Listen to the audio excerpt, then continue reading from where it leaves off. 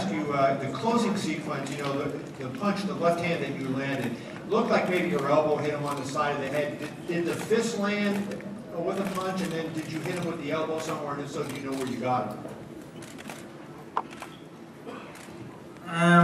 Look a little closer, because it was a left hook that clipped him above the ear, and to hit a guy above the ear and to the back, that, as long as it doesn't go right back, if it's above the ear and here, if it's above the ear but behind the ear, that's a clean blow.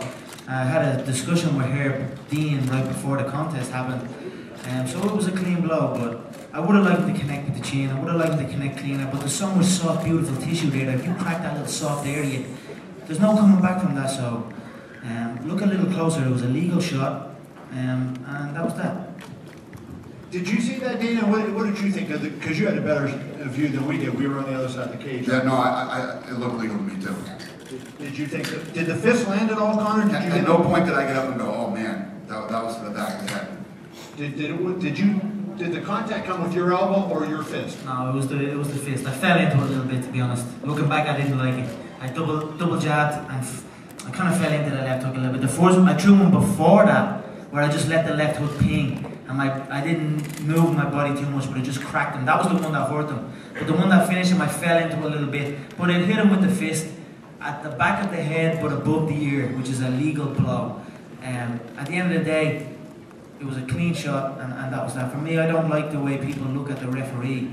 You know, like, he didn't get up and complain. He knew it was a clean shot. If I got knocked out that way, I wouldn't be up here saying it was an illegal blow.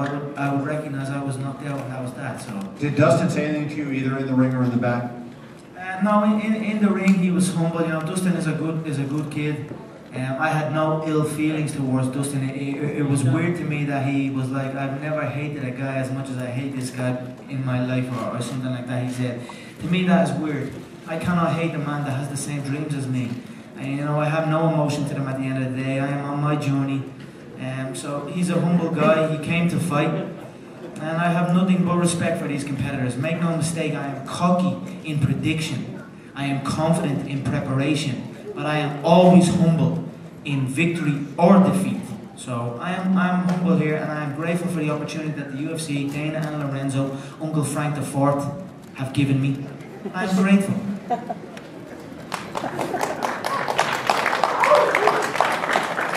McGregor, Conor, tonight you took out the UFC's #5 ranked fighter. So above that would leave either the winner of Aldo and Mendes or Cub Swanson and Frankie Edgar. Obviously, you've arrived. Is anything short of a title shot something you consider at this point, if they offered you the winner of Cub and Frankie? We don't, you know, at the end of the day, as long as I show up and my check is what it says it's going to be, then I show up and I will kill whoever they put in front of me. Of course I want that gold belt. Don't try and tell me that that gold belt sitting up right there on this table would not look great to go alongside this ivory elephant trunk suit that I have got on me right now. It would look perfect. I know Dana wants to see it. I know Lorenzo wants to see it. Shout out to Uncle Frank. I know he wants to see it. It's what the fans want, it's what I want, it's what I said. I said I was going to put him away in one round. No one's ever knocked him out. No one has ever done that to Dustin before. He's a great guy. I have nothing but respect for him. I don't just knock him out, I also picked the round. For Cats and John. Conor, we hear guys all the time say they're getting better with every fight, every time they step in there, but I mean, it really seems true with you. What's been the key to that? What have you figured out that's making you have better performance every time? I just put the work in. You know, I don't slack off. 365 days a year, 24/7. I'm getting better. You know, that's what it's about. This game is about growth. I find that a lot of mixed martial artists, or a lot of athletes, period, get to a stage where they are happy with their ability, and then it's about maintenance. It's about showing up at the gym. It's about getting hard rounds in. It's about getting miles on the road in. But really, their skill level is not growing. The skill level is staying the same, and then throughout time their body is deteriorating. Throughout wars in the gym, throughout wars in the octagon, they deteriorate. Whereas I feel I train smart, I listen to my body. This is only my second fight back from ACL. It's been under a year since ACL surgery. I've had 2 fights, 2 first round finishes. Would you doubt me? You probably did, but would you doubt me now? And also before the fight, we heard you talk a lot about going to Brazil, and that you were hoping to be ready in case there was an injury. And you mentioned it again after the fight. Is that the plan? I mean, you're going to stay in shape these next few weeks just in case something happens. You're damn right. As long as there's money on the line, I show up in shape. You best believe that. And lastly, you said the belt would look really good in front of you. Well, we heard you were carrying around the belt after the fight. What happened to it? The belt. They left the belt hanging there somewhere. Just in front of the Fox Studios, or in the Fox Sports 1 lot, or the UFC on Fox thing. I picked it up and brought it on stage, and I was sitting. It's funny, right? Because I was sitting after the weigh-ins. They brought me onto that stage as well, and I was dehydrated. I was rehydrating myself, but I had to do this interview, push the show, push the numbers again. Professional inside, professional outside. That's what I like to say. But anyway, I was sitting there in a vest top, a pair of shades, and Rashad, Brian Stan, and John Anik were standing there. And I'm telling them, and they're all saying it's going to be a tough fight. I'm saying it's not going to be a tough fight. I'm going to make it look easy. I'm going to stop him in the first round. And in the corner of my eye, I can see Rashad looking at me like, what's this crazy Irish motherfucker saying? He's not, you know what I mean? I could sense doubt in him. So when they offered me to go up again, I went up. This elephant trunk ivory suit. Saw the belt, picked up the belt, put it on the table. And I said, now what, Rashad? I know you were doubting me. I know you doubted me. And that was that. He agreed he was doubting me. He didn't believe the hype, as he said. But it's beautiful. For me, I love this. I love proving people wrong and proving my support right. That's what it's about at the end of the day. This is all fun and games to me. I love it. I love my job. I whoop people for truckloads of cash.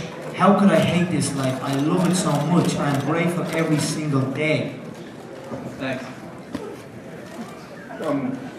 Back to all the other fights on the card, because it was an extraordinary performance by many of you tonight. I just want to ask one more question about Conor and the Irish scenario. Is there a chance that, given the growth of MMA in Ireland, mainly through Conor at the moment, that a title fight could go to Europe?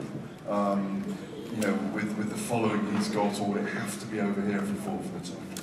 Yeah, the answer is yes. It could go to Europe. Yeah, absolutely. Thank you. Yep. Question for Dana. With Edgar and Swanson booked up the other day, assuming Aldo beats Mendes so we don't have to go through a trilogy, would it make sense almost to say, right, let's get Edgar and Swanson #1 contendership and let Conor fight Aldo? And then, I don't know. We'll see. A lot of things make sense. I could give you 3 other scenarios too. We'll see how this thing plays out. Just 2 quick ones for Conor. Your coach John Kavanagh promoted Gunnar Nelson to brown belt in cage after a victory as well. You've been talking a lot about how you're a martial artist and this is prize fighting, you're in and out. What does that mean to you to get promoted to brown belt after a victory? 100%. It's an honour. Like, prize fighting is short. Get in, get rich, get out. But martial arts is a way of life. It's for life. And I've been with John since day one. So for John to give me a brown belt on a night where we did not grapple one bit, I am honoured. How good does that mean I must be? I didn't even grapple to get a brown belt. I must be the best brown belt on earth. And just from that, speaking of, you said you enjoy money, you made over 1,800 disclosed dollars per second tonight in your performance. And from the guy who celebrated... How do you know what I made? Disclosed, your new contract was 75,000 to fight, 75,000 to win, and 50... Don't you talk about my money, yeah? Don't ever talk about my money. You don't know what I make, yeah? Just after 60 G's in Sweden, it was your quote for the time. That must sound incredible to you tonight. I'm living good, what can I say? I'm over here. It's a beautiful thing. I'm going to sit back and I'm going to wait for the next couple of days till the pay-per-view numbers come out. I know I have the Irish support backing me. And I know this was my show. There's some phenomenal athletes. Mighty Mouse to me, Mighty Mouse is one of the top pound for pound martial artists out there at the minute. But I have no doubt that it was me bringing in the numbers. So I'm going to sit back and I'm going to keep an ear out for what the numbers have been, what them pay-per-view numbers have been. I'm not on the pay-per-view slot just yet, but I will be very soon. So I'm definitely interested to see what the numbers are, and hopefully they are a high number. And hopefully Uncle Frank, again, shout out Uncle Frank, looks after me.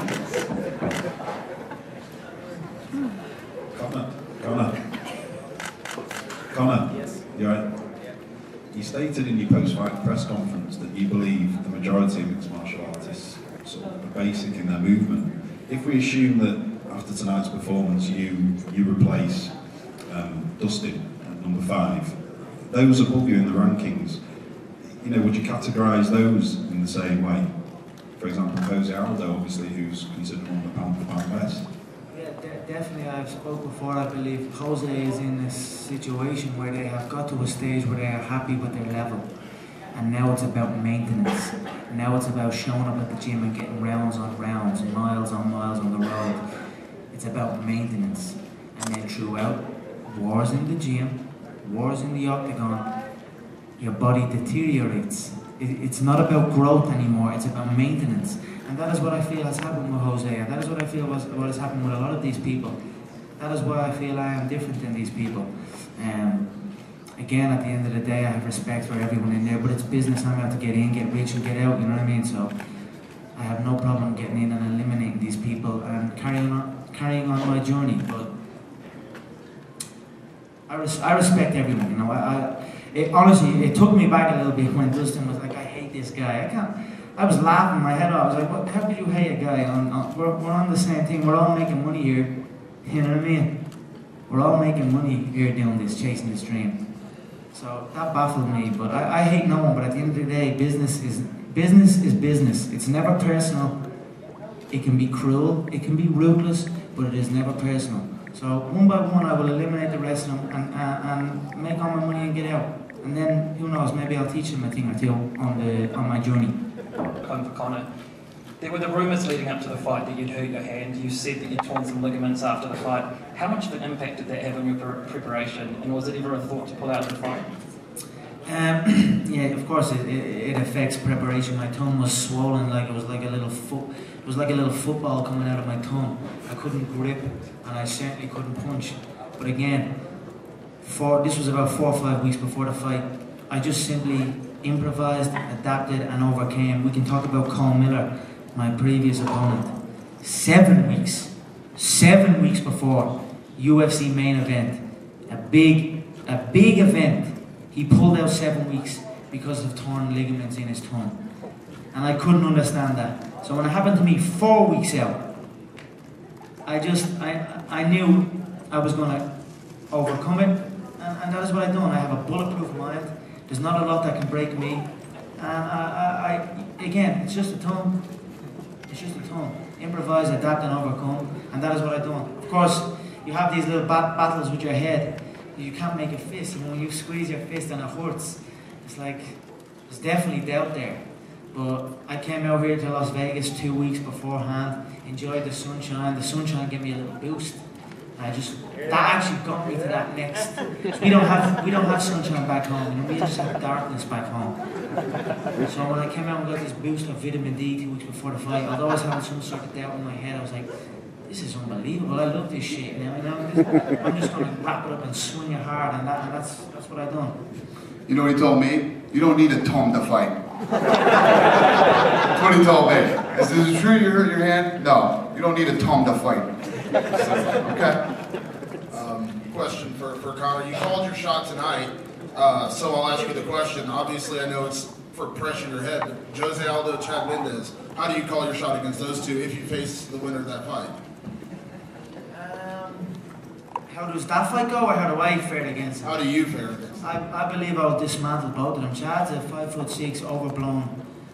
You know, he should be a 135er, but he's gone past that limit now. Now he's just a little small bodybuilder that's stuck in the 145 division. He gets tired quick. He's 5'6", 5'5", 65 inch reach. I have an 8 inch reach advantage on him. I'll tower over him. So I'll maul Chad.